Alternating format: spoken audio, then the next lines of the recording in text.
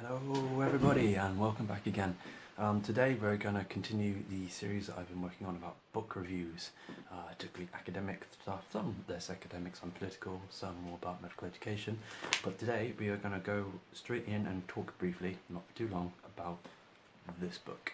This book is The Cornish Witchfinder, and it is a book about Henry Paynter. I'll read you the subtitle. It says William Henry Paynter and the Witchery, Ghost Charms and Folklore of Cornwall. Selected introduction by James Simmons of the Federation of Old Cornwall Societies, actually, as one might expect. This is a really lovely book.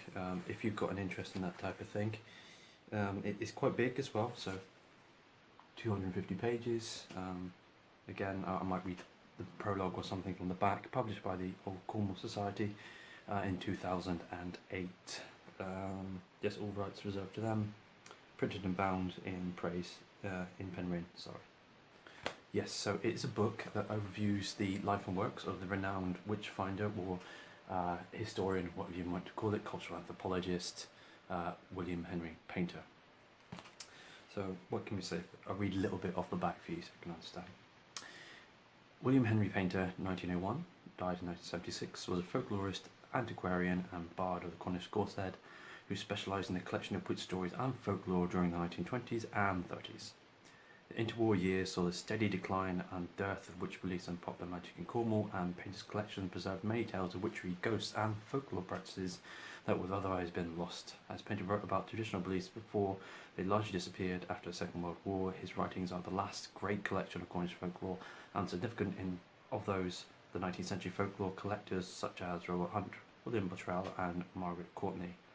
This volume brings together Paynter's research on Cornish folklore beliefs and for the first time sets his work in context.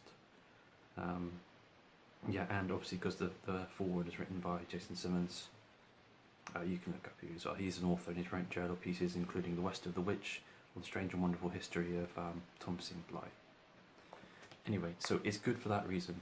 He passed away sadly in 1976, but he was interviewing people in their 80s and their 90s, so he's got, I suppose you would call it, folkloric knowledge that dates back for hundreds of years that would definitely been lost had it not been captured by him. So what's good about it? Well, it's actually quite an easy read. It's not too densely written. I would say the text is nicely spaced. There's lots of small chapters, so there's an introductory section I'll walk you through. So there you can see you've got some background, the stories about his life and things, life and background, things about Old Cornwall. Then it moves into section 2, which had lots of selected bits of his writing. Some of it was not actually published directly, so you get to read some new stuff on different themes. There's one about witch hunting, one about charms, one about ghost stories. And there's 2 appendices about the correspondence he had with people who would submit their own tales to him.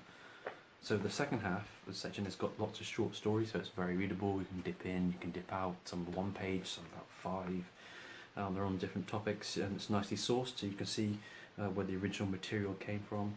I like it, it's good in that way, so you don't have to go straight from cover to cover. It's easy reading. Secondly, it's got lots of lovely illustrations of some of the folkloric objects that he encountered. There you can see sort of ritual doll use or inscriptions on bits of parchment or leather. It has pictures of the man himself, which I'll give you one. There you go, so you can see what William Paynter looked at the age of 37, I think. Yes, so easy reading, you get a feel for who the man was.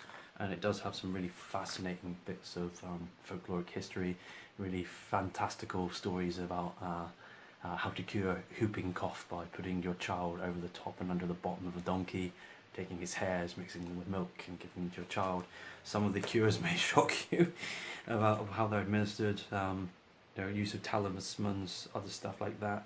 Documented typically practices from farming communities, often in North Cornwall you'll find as well in this book.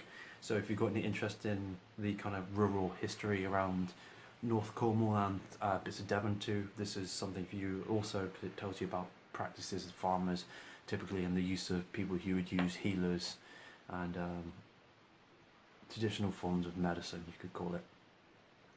in rural areas who didn't have access to healthcare, or were just prevalent at the time, because medicine was not quite as advanced in that period. Lots of good footnotes to tell you where things came from, additional sections, reading lists, an overview of everything he wrote, pretty much. It's pretty comprehensive, really, if you like those topics. Probably of wider interest than just people who are interested in magic and similar things. I personally find it interesting just from an anthropological perspective, as well as getting an understanding of what the kind of farming communities in the periods where he documented these things were like, and the interesting kind of first-person stories and the interactions, etc. So that's it. That's the book. Nothing much more to say than that, really. Yeah, hope you enjoy it. I would definitely encourage anyone that has an interest in Cornwall, its folklore, its history, or traditional forms of magic and medicine, or rural issues, to try and pick up a copy. Thanks for your time. Have a great day.